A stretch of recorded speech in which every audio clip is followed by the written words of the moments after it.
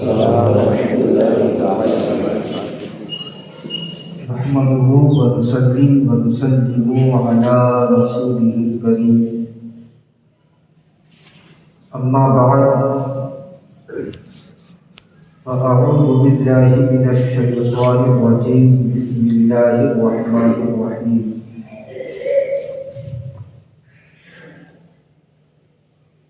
فاسألوا أهل الذكر إن كنتم لا تعلمون صدق الله وصدق رسوله النبي الأمين المجيد الكريم ونحن على ذلك لمن الشاهدين والشاكرين والحمد لله رب العالمين إن الله وملائكته يصلون على النبي يا أيها الذين آمنوا صلوا عليه وسلموا تسليما اللهم محمد صلى الله عليه وسلم نحن عباد محمد صلى الله عليه وسلم صلاة وسلام عليك يا رسول الله صلى الله تعالى عليه وسلم. محترم حضرات، اعلیٰ حضرت عظیم البرکت قاطع کفر و ضلالت حامی سنت ماحیہ بدعت الشاہ امام احمد رضا خان فاضل بریلوی رضی اللہ تعالی عنہ ارشاد فرماتے ہیں کہ ذرے جھڑ کر تیری بیزاروں کے، ذرے جھڑ کر تیری بیزاروں کے تاج سر بنتے ہیں سیاروں کے. سبحان اللہ. محترم حضرات، معمول کے مطابق آپ حضرات نے اعلیٰ حضرت کے جو شعر سماعت فرمائے ہیں، میں زیادہ وقت لیتے ہوئے نہیں بلکہ مختصر میں اس شعر کی تشریح کر دوں. اعلیٰ حضرت فرمانا کیا چاہتے ہیں تو دیکھیے، اعلیٰ حضرت ارشاد فرماتے ہیں ذرے جھڑ کر تیری بیزاروں کے. ذرے کے معنی ہے قطرے کے، ذرے کے معنی قطرے کے. فرمایا ذرے جھڑ کر تیری بیزاروں کے. بیزار یہ فارسی کا لفظ ہے جس کے معنی ہوتے ہیں نعلین پاک. سبحان اللہ. کیا کہا پہلے مصرع میں کہ ذرے جھڑ کر تیری بیزاروں کے تاج سر بنتے ہیں، یعنی سر کے تاج بنتے ہیں سیاروں کے. سیارے کس کو کہتے ہیں؟ ستاروں. تو اب اعلیٰ حضرت کے کہنے کا مطلب کیا ہوا؟ تو اعلیٰ حضرت فرماتے ہیں کہ یا رسول اللہ، جب آپ مکہ اور مدینہ کی گلیوں کا سیر فرماتے تھے نعلین پاک پہن کر، تو مکہ اور مدینہ کی گلیوں کی کنکریاں آپ کے قدم مبارک میں نہیں بلکہ نعلین پاک میں رکھتے تھے. اب ذرا سوچو کہ جب نعلین پاک کا یہ مقام ہے تو مصطفیٰ کے قدم مبارک کا مقام کیا ہوگا؟ اور اعلیٰ حضرت مصطفیٰ کے قدم مبارک نہیں بلکہ مصطفیٰ کے نعلین پاک کا مقام بتانا. کیا کہتے ہیں کہ حضور آپ اپنی نعلین پاک کو پہن کر مکہ اور مدینہ کی گلیوں کا سیر فرماتے اور واپس جب اپنے حجرے میں تشریف تو نالین پاک کو آپ جھاڑتے تھے وہاں کہتے ہیں حضور وہ قطرے جو آپ کی نالین پاک سے گرتے تھے ان کا مقام یہ ہے کہ وہ آسمان پر جا کر آسمان کے ستاروں کے سر کے تاج بن جاتے تھے. اسی کو اللہ فرماتے ہیں در میں چھڑ کر تیری پیداروں کے تاجے سر بنتے ہیں سیاروں کے. اب محترم حضرات یہیں پر آپ غور کیجیے کہ جب حضور کے نالین پاک سے کچھ ذرے چپک جائے تو ان کا مقام آسمان کے ستاروں سے بھی بلند ہو جاتا ہے. تو بتاؤ جو انسان میرے نبی کا کلمہ پڑھنے والا ہو پھر اس کا مقام کتنا بلند ہوگا. آپ کا مقام کیا ہے جانتے ہیں آپ؟ یہ ہم لوگوں میں ایک چیز تو یہ ہے کہ ہم نے ابھی تک اپنا مقام سمجھا نہیں.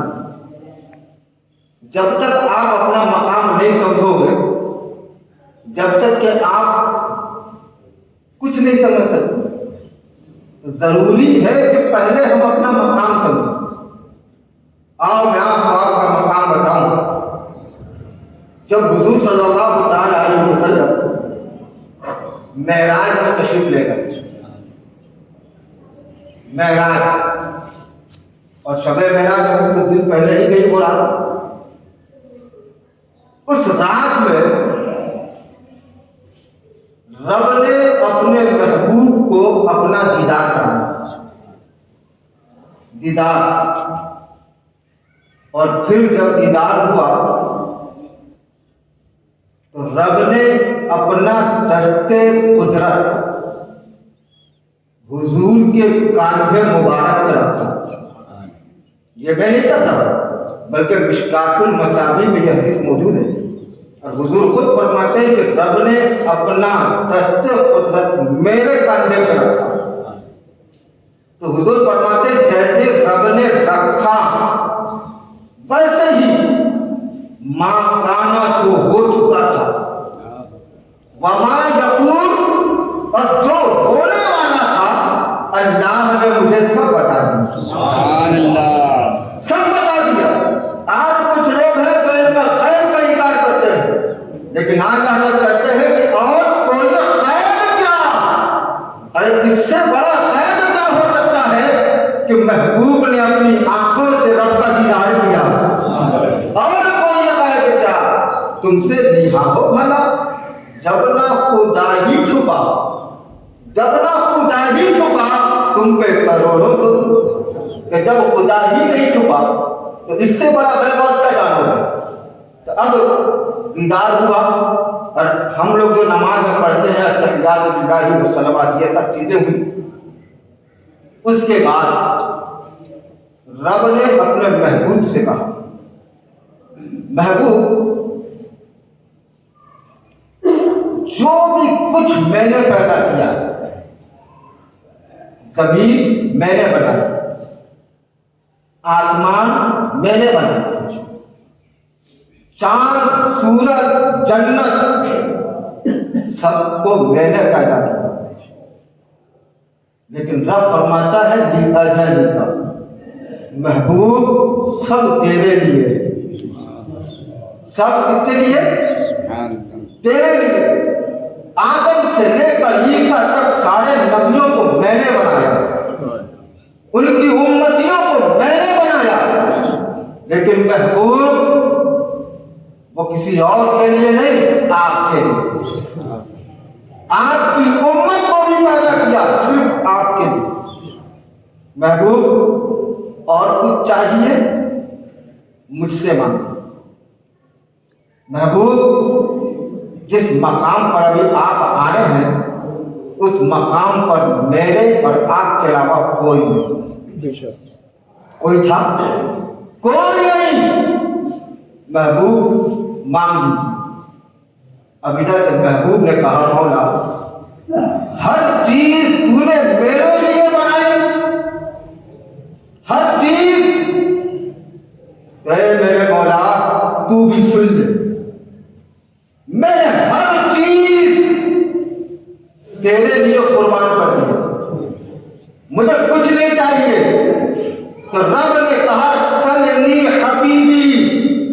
محبوب مجھ سے مانگ تو کیا چاہیے؟ مانگ.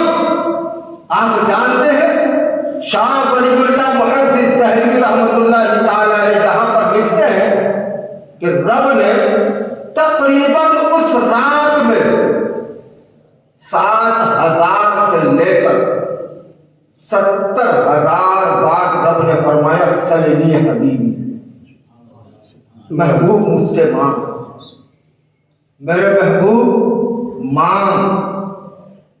شاہ ولی اللہ محدث دہلوی رحمۃ اللہ فرماتے ہیں کہ 70,000 بار محبوب نے کچھ نہیں مانگا، مانگا تو صرف ایک چیز، اب وہ یہ کہ رب حبلی امتی، رب حبلی امتی، رب حبلی امتی.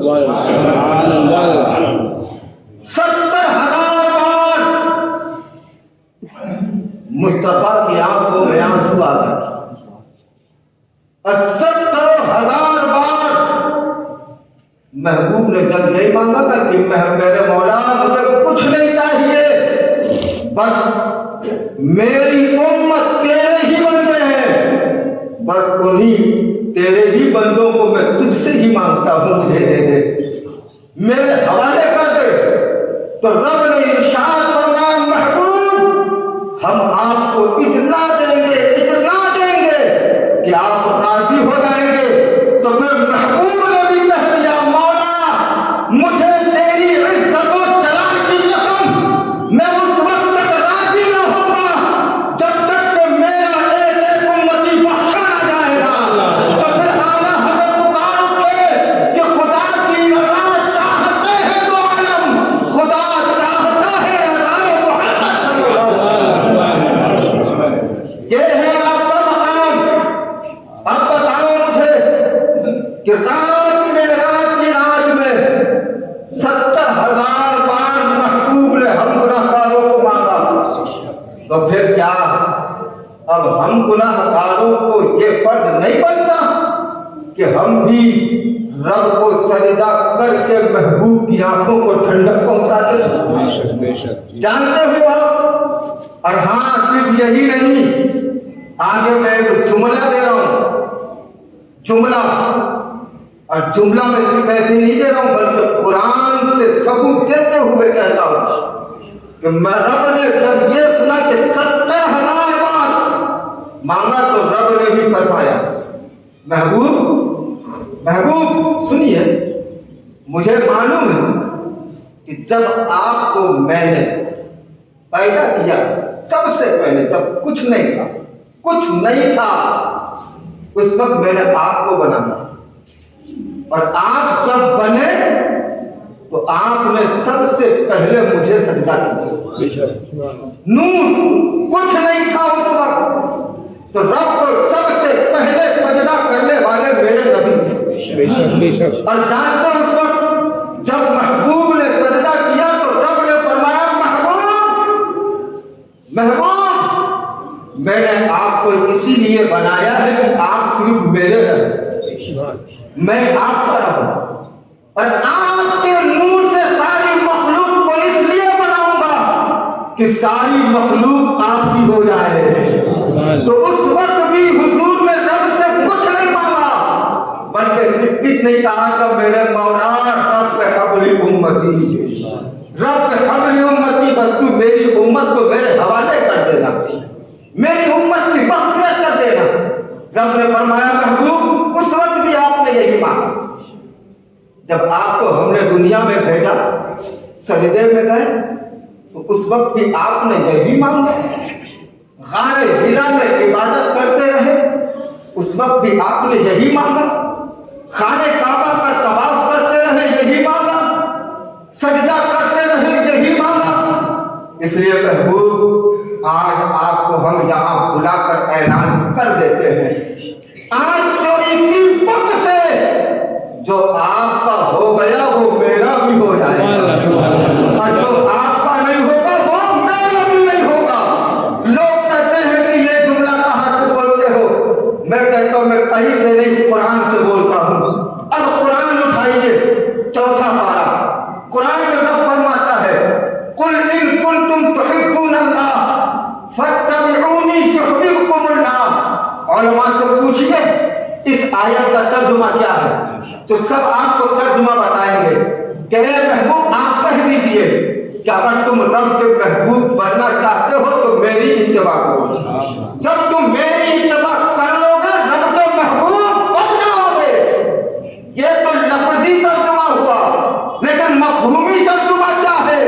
مفہومی ترجمہ یہی ہے کہ محبوب آپ کہہ دیجئے کہ جو میرا ہو گیا وہ رحمت پروردگار کا بھی ہو گیا، جو میرا ہو گیا وہ پروردگار کا بھی ہو گیا، جو میرا نہیں ہوا وہ پروردگار کا بھی نہیں ہوا۔ تبھی تو پھر بریلی کے تاجدار نے طلب کر کہا تھا کہ یا رسول اللہ زمین و سما تمہارے لیے، مکین و مقام تمہارے لیے، چنین و چنا تمہارے لیے، بنے دو جہاں تمہارے لیے، دہن میں سنا تمہارے لیے، بدن میں ہے جان تمہارے لیے۔ یا رسول اللہ ہم آئے یہاں تمہارے لیے، اٹھے بھی وہاں تمہارے لیے۔ یہ ہے آپ کا مقام، یہ ہے آپ کا مقام، لیکن آپ نے ابھی تک اپنے مقام کو نہیں سمجھا۔ یہ امت محمدیہ ہے جس کو میرے نبی نے بار بار اپنے رب سے مانگا، اور پھر رب نے بھی اعلان کیا محبوب امت کا سوال ہے نا، تو جب تک آپ راضی نہ ہوں گے حشر کے میدان میں بخشتا رہوں گا، مغفرت کرتا رہوں گا۔ وَلَسَوْفَ يُعْطِيكَ رَبُّكَ فَتَرْضَىٰ۔ تو مسلم شریف اٹھا کر دیکھیے، مسلم شریف جلد 1 صفحہ نمبر 110 پر حضور نے ارشاد فرمایا محبوب اے میرے رب میری بھی عزت و جلال کی قسم، جب تک کہ میں گناہگار امتیوں کو ایک ایک کر کے جہنم سے نکال کر جنت میں نہ بھیج دوں میں بھی راضی نہیں ہوں گا، میں بھی راضی نہیں ہوں گا۔ تم کیا سمجھتے ہو تمہارا مقام کیا ہے؟ تم نے تو ابھی پہچانا ہی نہیں۔ اب سنو، جب قرآن مقدس کی وحی نازل ہوئی، قرآن مقدس سب سے پہلی وحی، سب سے پہلی آیت کیا ہے؟ اقرا، اقرا تم پڑھو۔ یہ آیت کس کے لیے نازل ہوئی تھی؟ حضور کے لیے؟ نہیں نہیں، یہ ہمارے لیے تھا۔ حضور پر نازل ہوا ہمارے لیے۔ کیوں؟ یہ حضور کے لیے نہیں تھا کہ تم پڑھو۔ حضور کے لیے کیوں ہوتا؟ جبکہ رب نے تو سب کچھ پڑھا کر ہی بھیج دیا، تو پڑھے ہوئے کو کیا پڑھائے گا؟ نہیں، اے محبوب آپ کی امت آئے گی، آپ کی امت کو سب سے پہلا درس دینا اقرا، پڑھو پڑھو پڑھو۔ جب جب تم پڑھو گے تم آگے بڑھتے جاؤ گے، پڑھو پڑھو گے آگے بڑھو گے، پڑھو گے تم اللہ تمہاری ماں باپ کی مغفرت کروائے گا۔ پڑھو اقرا اقرا، پڑھو پڑھتے جاؤ، تم جتنا پڑھو گے اللہ تمہیں اتنا ہی بلند کرتا جائے گا۔ آپ جانتے ہیں قرآن مقدس کی تعلیم اللہ فرماتا ہے اقرا تم پڑھو، کیا پڑھو؟ قرآن پڑھو۔ کیا پڑھو؟ قرآن، قرآن پڑھو۔ قرآن سے افضل کوئی کتاب ہے کوئی کتاب قرآن سے افضل؟ اس پر تو ہمارا آپ کا ایمان اور عقیدہ ہے نا۔ اب آئیے شیخ شہاب الدین قلیوبی کی طرف۔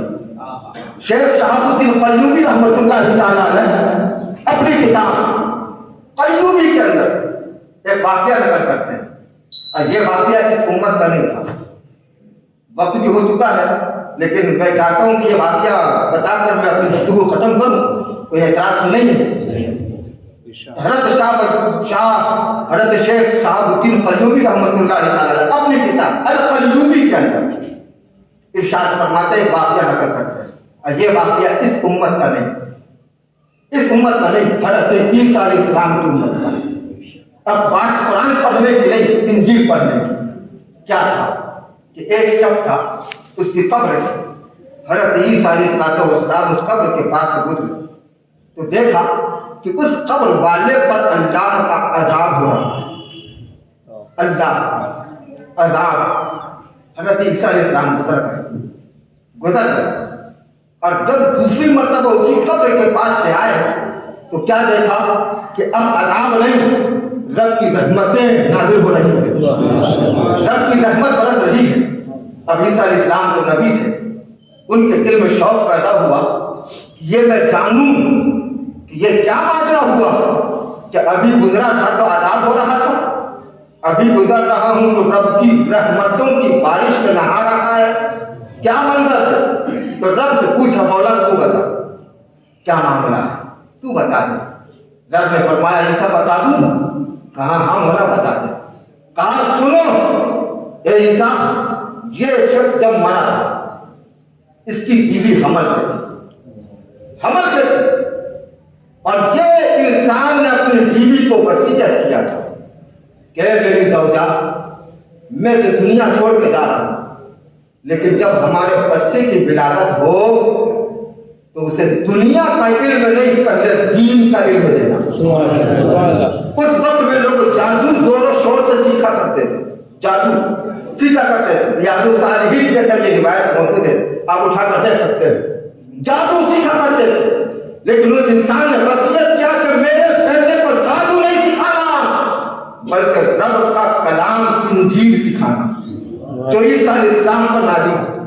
اور اے عیسیٰ سنو، آج اس کے بیٹے نے انجیل پڑھنے کے لیے بسم اللہ پڑھا، انجیل شروع کرنے کے لیے بسم اللہ پڑھا۔ بسم اللہ میں کیا ہے؟